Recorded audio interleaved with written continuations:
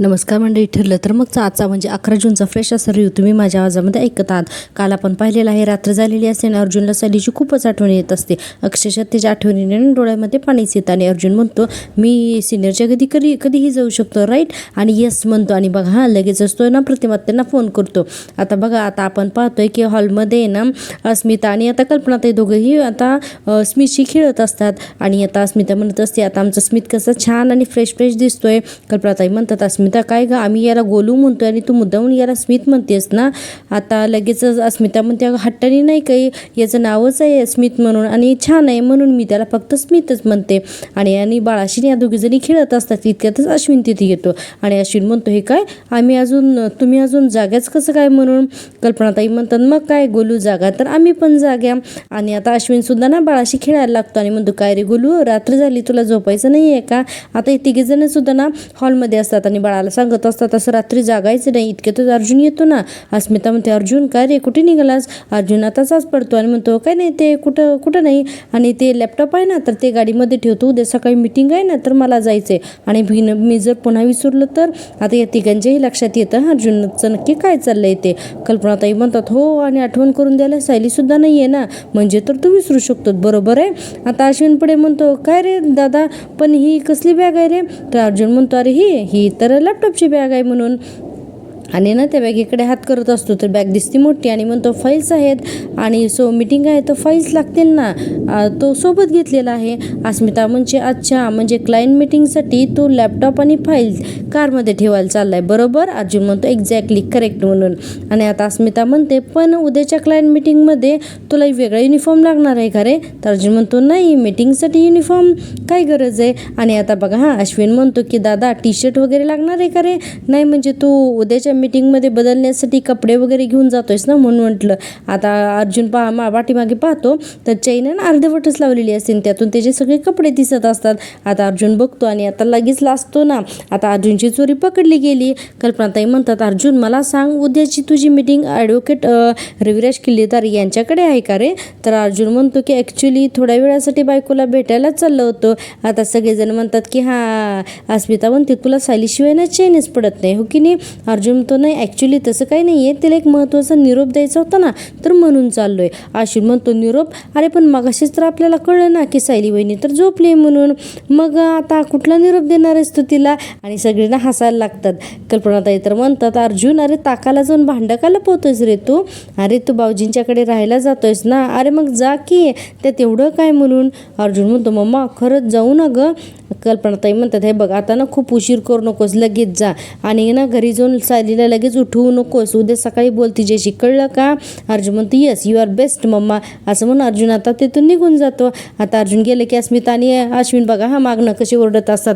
अस्मिता म्हणते अरे तुझी ती बॅग आहे ना, ती लॅपटॉप वगैरे ते नीट ठेव आणि मीटिंग नीट कर हां. अश्विन सुद्धा म्हणतो अरे क्लायंट मीटिंग छान कर आणि ना तुझं युनिफॉर्म पण घालून जा. इतकी मजा घेतात ना अर्जुनची की बस. आणि आता अर्जुन गेल्यानंतर हे तिघजण सुद्धा खूप हसतात.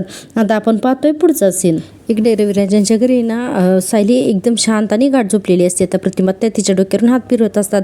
रविराज सुद्धा तिथे उभारलेले असतात आणि म्हणत असतात की ती शांत झोपली ना सायली, असं वाटतंय की जणू की आपली, असं म्हणतात आणि गप्प बसतात. तर प्रतिमा त्या म्हणतात की काय हो जणू आपली म्हणजे आपली तन्वीच झोपली असं म्हणायचं ना तुम्हाला. आता रविराज गप्पच बसतात. हा प्रतिमा त्या म्हणतात की बघा अहो नाही म्हणताना तुम्ही स्वतःहूनच तिचा विषय काढलात का नाही. आणि रविराजांना खरंच त्यांच्या मुलीची खूप आठवण येत असते. हां. प्रतिमा त्या म्हणतात अहो आपण कितीही असं ठरवलं ना तरी तन्वीला आपण आपल्या आयुष्यातून असं काढून नाही टाकू शकत. रविराज म्हणतात हे बघ मला कळतंय ग सगळं काही कळतंय, पण आपणच जर का तिची जर का अशी आठवण काढत राहिलो तर आपल्यालाच त्रास होईल ना गं, असं रविराज म्हणत असतात. आणि आता बघा सायलीची ना थोडीशी हालचाल होती या दोघांच्या बोलण्याच्या आवाजाने. तर रविराज म्हणतात ठीक आहे अरे झोपू दे हां तिला म्हणून. आता हे दोघे जण सुद्धा उठतात आणि आता निघायला लागतात. तर लगेच अर्जुन येतो ना समोर. आता अर्जुन ना घाबरतो ना रविराजांना बघून. रविराज म्हणतात अर्जुन तू अचानकच कसं काय आलास. आता अर्जुन म्हणतो यावंसं वाटलं म्हणून उठलो आणि लगेचच आलो. आता प्रतिमा त्या म्हणतात की अरे तुझ्या मानाने तू बायकोचा विरह खूपच फार काळ सहन केलास हां. बरं असू दे, बरं झालं आलास, ते राहणारच ना. तर अर्जुन म्हणतो हां ॲक्च्युली तुम्ही जाऊन झोपा तुम्ही जाऊन, आपण उद्या बोलू हां. आता रविराज म्हणतात की चालेल म्हणून आणि म्हणतात चल प्रतिमा. आता हे दोघे जणी जातात आणि अर्जुन बघा आता सायलीच्या शेजारी येऊन बसतो. आता अर्जुन सायलीच्या शेजारी येऊन बसतो आणि म्हणतो की हां आता मला जरा रिलॅक्स वाटतं वाटतं. इतक्यातच आहे ना सायली मधुभाऊ सांगा ना तो आवाज असं आहे ना असं झोपेमध्ये बोलत असते, पण अर्जुनला स्पष्ट काही तो आवाज ऐकायला येत नाही. आता अर्जुन तिच्याजवळ जाण्याचा प्रयत्न करतो आणि ऐकतो, तर त्याला फक्त ना मधुभाऊ हा एकच शब्द ऐकायला येतो. पण सायली झोपेमध्ये मधुभाऊ सांगा ना त्या मुलीचा आवाज मीच आहे ना असं काही सायली म्हणत असते. अर्जुनला ते काही स्पष्ट कळत नाही. आता अर्जुन म्हणतो की बहुतेक आहे ना सायलीने काहीतरी स्वप्न पडलं दिसतंय मधुभाऊंचं, म्हणून आहे ना ती मधुभाऊंचं नाव घेते असं अर्जुन म्हणतो. अर्जुन आता सायलीच्या केसांना हात फिरवतो आणि म्हणतो बहुतेक स्वप्नामध्ये मधुभाऊ दिसत असतील. आणि आता बाळाच्या पोटावर हात ठेवतो आणि म्हणतो बाबा लव्ज यू लॉट, आणि म्हणतो की बाबाचं तुझ्या आईवर सुद्धा ना खूप प्रेम आहे म्हणून. आणि अर्जुन पुढे म्हणत असतो की तुला एक गोष्ट सांगू का, त्या बाळाला असं म्हणत असतो ना मी तुला आणि तुझ्या मम्माला ना कधीच कुठलीच गोष्ट कमी पडू देणार नाही. पण तुला एक गोष्ट सांगू का, तुझे बाबा ना तुझ्या आईला खूप घाबरतात आणि ती जेव्हा कमरेवरती हात ठेवून डोळे असे मोठे करून बघते ना त्यावेळेस त्याला माझी तर वाटच लागते असं अर्जुन म्हणतो. आणि पुढे म्हणत असतो की अरे तू तिला सांग ना की आई असं बाबांवरती ना असं ओरडायचं नाही आहे, बाबांवरती फक्त प्रेम करायचं आणि त्याच्यावरती अजिबात रागवायचं नाही, सांगशील ना. आणि तू तिला आई म्हणणार आहेस की मम्मा म्हणणार आहेस की काय म्हणणार, की मॉम म्हणणार आहेस आणि मला बाबा म्हणणार की डॅड म्हणणार की अर्जुन म्हणणार की जस्ट अर्जुन आणि सायली असं म्हणणार तो आम्हा दोघांना. आणि पुढे अर्जुन म्हणतो असो काही म्हण, पण माझ्यापेक्षा थोडं जास्त प्रेम आहे ना तू तुझ्या आईवर कर असं अर्जुन सांगत असतो अगदी सायलीच्या पोटावरती हात ठेवून बाळाला. आणि बाळाशी बोलता बोलता म्हणतो की आणि बाळा कारण काय ना की तुझ्या आईने तुला 9 महिने पोटामध्ये वाढवले, त्यामुळे तू ना माझ्यापेक्षा ना जास्त तिच्यावरती प्रेम कर. आणि आता सायलीची हालचाल होते तर म्हणतो झोपू दे हां तुझ्या आईला, हे आपलं सिक्रेट आहे, तर आता तू सुद्धा ना तुझ्या आईसारखं शांत झोप असं म्हणतो. आणि आता त्या बाळाला म्हणत असतो की गुड नाईट पिलू बाय, आणि म्हणतो की गुड नाईट मम्मा असं करून आता अर्जुन सुद्धा झोपतो. दुसऱ्या दिवशी सकाळचा सीन आपण पाहतोय तो म्हणजे जेलमधला. इकडे काय होतं की प्रियाला ना जेलमधून काढून ती जी बाई असते ना म्हणजे कॉन्स्टेबल, तर ती तिला सचिनला फोन करण्यासाठी म्हणून आहे ना इन्स्पेक्टर मॅडमकडे म्हणजे जेलर मॅडमकडे घेऊन जाते. आणि दुसरीकडे काय होतं की सचिन येतो तोही प्रियाला भेटायला. आणि आता तिथली एक कॉन्स्टेबल सांगते बघा इथून डावीकडे वळा आणि तिथून तिसऱ्या सेल्समध्ये प्रिया आहे म्हणून.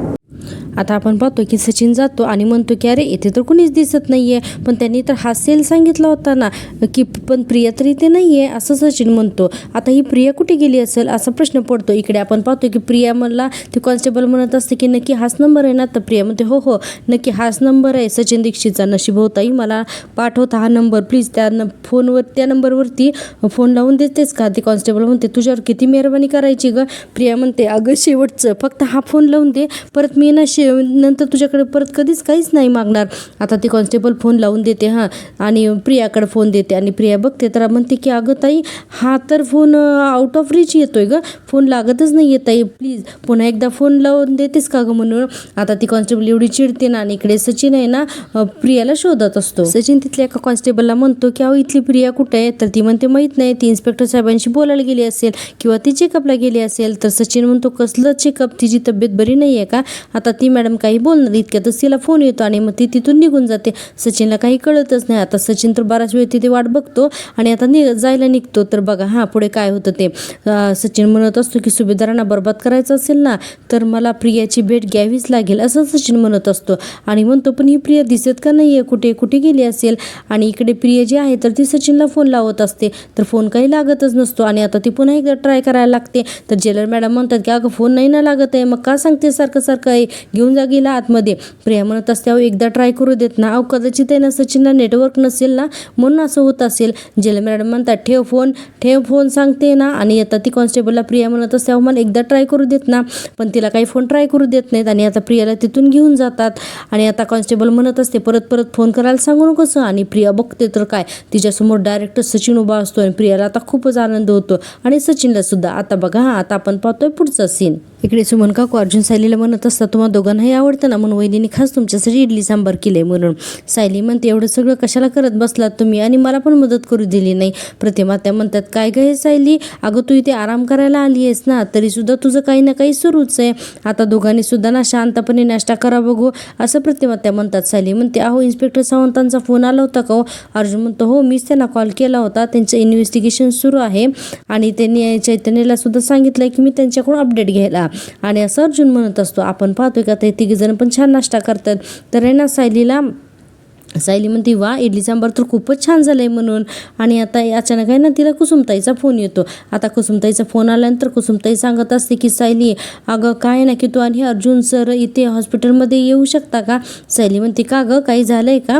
तर कुसुमताई म्हणते की अगं डॉक्टरांना तुमच्याशी काहीतरी महत्त्वाचं बोलायचं आहे. काय ते त्यांनी मला नाही सांगितलं पण मला खूप टेन्शन आलं आहे गं, तुम्ही येता का. आता सायलीला अचानकच इतका ठसका लागतो ना की तिला काही बोलताच येत नाही आणि फोन अचानक मग कट होऊन जातो. अर्जुन लगेचच तिला पाणी देतो आणि म्हणत असतो की सावकाश बायको सावकाश. आणि सायलीला खूपच खोकला येत असतो. कंटिन्यू तिला ना ठसका लागत असतो आणि काही केलं ना तर ठसका थांबत नसतो. अर्जुन म्हणत असतो अगं पाणी पिता पिता बोलू नकोस, एकतर तू खाता खाता बोलतच का होती. प्रतिमा त्या म्हणतात अर्जुन हो हो अरे तू पहिल्यांदा शांत हो, सायली तू वरती बघ बरं. तरी सायलीचं काही केलं खोकलाच थांबत नाही. आता प्रतिमा त्या उठतात आणि काय करतात की सायलीच्या पाठीवरती ना असं पाठ चोळतात आणि तिला म्हणतात वर बघ आणि टाळूवरती फुंकतात की अक्षय आता लगेच बघ. हा प्रतिमा त्याने टाळूवर फुंकलं की सायलीला इतकं बरं वाटतं ना. सायली लगेच म्हणते प्रतिमा त्या अहो किती पटकन बरं वाटलं हो मला. सायलीला खूपच बरं वाटतं हा इतक्या पटकन. शेवटी आईचा मायेचा हात असतो ना. सायली म्हणते तुमच्या मायेचा हात पाठीवरती फिरला आणि जादूच झाली ना. आणि सायली काय करते की प्रतिमा त्याचा हात घेते आणि आता त्याच्या हाताची पापी घ्यायला लागते. आणि आता कल्पनाताई ना प्रतिमा त्यांना लगेच सुमन काकूकडे बघतात. सुमन काकू म्हणते वहिनी तुम्हाला येतात तेच आठवलं का हो जे मला आठवलं ते. आता अर्जुन म्हणतो काय आठवलं तुम्हाला. सुमन काकू म्हणते अरे एकदा ना लहान असताना ना तन्वीला एकदा खूप ठसका लागला होता, काही केलं ना तिचा ठसका थांबतच नव्हता. मग वहिनीने तिच्या पाठीवरून हात फिरवला आणि लगेचच तिचा खोकला थांबला असं सुमन काकू सांगत असते. पुढे प्रतिमा त्या म्हणतात आणि तिने मला विचारलं की आई तू जादूगार आहेस का गं. मग काय मी हसायला लागले. तर लगेच बघा तर मला म्हणाली की आगाई हसू नकोस बरं, तू नक्की ना जादूगारच आहेस म्हणून बघ ना तू पाठीवरून आहे ना मायेने हात फिरवलास आणि मला लगेच बरं कसं काय वाटलं आहे, असं कसं काय होईल सांग बरं असं तन्वी म्हणाली. आणि पुढे ना आत्ता जसं सायलीने केलं ना तसंच माझ्या हाताची बापी घेतली होती असं या प्रतिमा त्या सांगायला लागतात. आता बघा सायलीनं पुन्हा त्या झोनमध्ये जाते की ती तन्वी आहे या गोष्टीच्या. आणि आता पुन्हा फोन येतो तर अर्जुन म्हणतो हा बोला ना कुसुमताई. कुसुमताई म्हणतात की सायली ठीक आहे ना इतकी का खोकतीये. अर्जुन म्हणतो काही नाही तिला ठसका लागला होता पण ती ठीक आहे म्हणून. कुसुमताई म्हणतात बरं लवकर या मी वाट बघते म्हणून.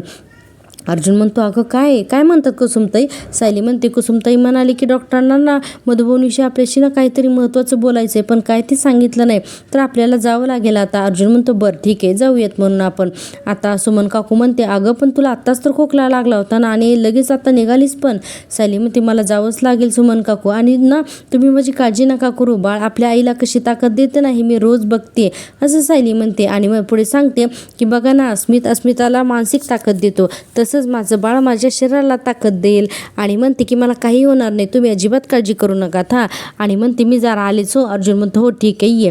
आता सायली ना आता म्हणजे आवरून घेण्यासाठी जाते आणि आपण पाहतोय की अर्जुन लगेच चैतन्याला फोन करतो आणि चैतन्याला सांगत असतो की हे बघ चैतन्य मला ना आज ऑफिसला यायला उशीर होईल तर मी हॉस्पिटलला चालू आहे मधुबनकडे, तर ज्या काही मीटिंग असतील तर त्या तू हँडल कर बाय असं म्हणून अर्जुन आता फोन ठेवून टाकतो. म्हणते तुझा आणि अस्मिताचा डिवोर्स झाला सुद्धा.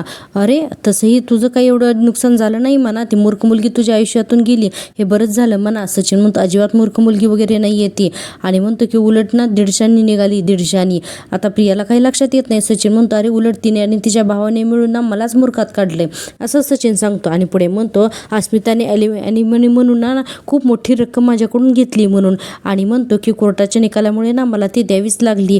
आता प्रिया म्हणते तू एवढे पैसे कुठून आणणार. सचिन म्हणतो स्वतःला विकलं ना तरी मी इतके पैसे नाही आणू शकणार, मला आता अण्णांकडूनच पैसे मागावे लागणार आहेत म्हणून. आणि म्हणतो पण त्यांचं ना हल्ली काहीतरी ना वेगळं सुरू असतं असं सचिन म्हणतो. आणि म्हणतो की पण बघू करीन काहीतरी मी सोय म्हणून. आणि पुढे म्हणत असतो की आणि त्या सुभेदाराने ना मला बर्बाद केलंय ग प्रिया.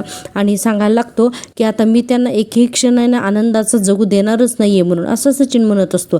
पुढे आपण म्हणतोय सचिन म्हणत असतो की प्रियाला आणि मला माहिती आहे की तूच माझी या सगळ्यामध्ये ना मदत करू शकतेस म्हणून तर मी तुला भेटायला इथे आलोय. आता प्रिया म्हणते तो ना अगदी करेक्ट माणसाकडे आलायस, या सुभेदारांनी आपल्या दोघांचं हे आयुष्य ना अक्षरशः नरक बनवलंय नरक असं प्रिया म्हणत असते. आणि पुढे म्हणते आणि याचा सूड तर ना आपण आता उगवायलाच हवा असंही म्हणते. त्या सुभेदारांवरती ना असाही एक बॉम्ब फोडायचा ना की अख्खं अन्नपूर्ण हाऊस आहे ना ते हादरून जाईल आता सचिन म्हणतो पण हा असा बॉम्ब सापडेल कुठे? प्रिया म्हणते माझ्याकडे आहे ना, तू फक्त त्या घरात जाऊन तो बॉम्ब फोडायचा म्हणून. आता सचिन म्हणतो की तू कशाबद्दल बोलतीस, मला काहीच कळत नाही आहे म्हणून. आता बघा प्रिया म्हणते की हे बघ, सुभेदारांसाठीचा बॉम्ब हाच की मी अश्विन सुभेदाराच्या बाळाची आई होणार आहे म्हणून. सचिनला ना खूपच आनंद होतो. अरे बापरे, ही प्रिया प्रेग्नंट आहे हे त्याच्या लक्षात येतं. प्रिया म्हणते की आता विचार कर, ही बातमी जर का सुभेदारांपर्यंत पोचली तर किती मोठा स्फोट होईल नाही का. आता सचिन पण हसायला लागतो आणि ही प्रियासुद्धा. बघा बापरे, यांचे ना अजूनही कारनामे सुरूच असतात. आपण पाहतोय की आता इकडे डॉक्टर सांगत असतात. आता आपण पाहतो इकडे डॉक्टरांकडे अर्जुन आणि आता सायली आलेली असते आणि अर्जुन डॉक्टरांनाच रागवत असतो की तुम्ही ना मधुभाऊंची जबाबदारी झटकताय म्हणून. अहो त्यांच्यावरती जो अटॅक झाला त्याला हॉस्पिटल जबाबदार आहे. मी तुम्हाला म्हणालो की मी तुमच्यावर केस करेन म्हणून तुम्ही आता त्यांना डिस्चार्ज देताय आणि म्हणतो की तुम्ही घरी पाठवताय त्यांना. सायली म्हणत असते की अहो तुम्ही जरा शांत व्हा ना. अर्जुन म्हणतो सायली आपल्याला सुद्धा डिस्चार्ज हवाच होता, आपल्याला सुद्धा मधुभाऊंना घरी घेऊन जायचंच होतं, पण असं नाही ग, आणि हॉस्पिटलला त्याची काळजी नाही आहे म्हणून ते त्यांना डिस्चार्ज देत आहेत असं अर्जुन खूपच चिडून बोलत असतो. डॉक्टर म्हणतात की नाही ॲडव्होकेट सुभेदार, तुम्ही एकदा आमचं ऐकून तरी घ्या. बापरे, डॉक्टर पण काय दाखवलेत ना की बासच. सायली म्हणते अहो पण एकदा त्यांचं शांतपणे ऐकून तर घ्या ना, ते काय म्हणतात ते, मग आपण ठरवूया. डॉक्टर तुम्ही बोला बरं. डॉक्टर म्हणतात हे बघा, मधुभाऊंची तब्येत हळूहळू आता ना सुधारते आणि काय आहे ना की मी तुम्हाला अगोदर सुद्धा सांगितलं होतं की त्यांचे लेटेस्ट रिपोर्ट हे चांगले आहेत म्हणून. आणि पुढे डॉक्टर म्हणतात की आमच्या आता असंही लक्षात आलेलं आहे की तुम्ही सगळेजण जेव्हा त्यांना भेटायला येतात ना तेव्हा ते चांगले रिस्पॉन्ड करतात, आणि पण जेव्हा त्यांच्या आजूबाजूला त्यांची माणसं नसतात आणि हॉस्पिटलची माणसं असतात ना किंवा हॉस्पिटलचा स्टाफ असतो ना तर ते अजिबात रिस्पॉन्ड करत नाहीत. याचाच अर्थ असा की त्यांना पूर्ण बरं व्हायचं असेल तर सतत आजूबाजूला त्यांचीच माणसं असायला हवीत असं डॉक्टर सांगत असतात. आणि पुढे म्हणतात की अहो म्हणून तर मी सजेस्ट केलं की आता आपण मधुभाऊंना डिस्चार्ज देऊ म्हणून आणि तुम्ही त्यांना घरी म्हणजे आश्रमात घेऊन जा म्हणून. सायली म्हणते पण असं केल्याने खरेच ते बरे होतील का? डॉक्टर म्हणतात आता मी ते नक्की नाही सांगू शकत, पण त्यांचा रिकव्हरीचा स्पीड आहे ना तर हा वाढेल एवढं मात्र नक्की म्हणून. आता असं सांगितल्यानंतर डॉक्टर पुढे म्हणतात शिवाय जी काही ट्रीटमेंट आहे ना तर ती ट्रीटमेंट तर आपण सुरूच ठेवू आणि आमच्या नर्सेस सतत आश्रमात व्हिजिट करत राहतील ना. अर्जुन म्हणतो तुम्हाला खरंच असं वाटते की मधुभाऊंची तब्येत तिथे जाऊन सुधारेल म्हणून? डॉक्टर म्हणतात 100%. अहो हवं तर आम्ही तुम्हाला आमच्या ऑब्झर्वेशन सीट्ससुद्धा दाखवू शकतो, त्यात हे सगळं रेकॉर्डेड आहे म्हणून. सायली म्हणते नाही डॉक्टर त्याची काही गरज नाही आहे, आमचा विश्वास आहे तुमच्यावर म्हणून. आणि म्हणते की आम्ही ना घेऊन जाऊ त्यांना आश्रमात, तसं केल्याने ते बरे होणार असतील तर यासारखा दुसरा आनंद नाही ना.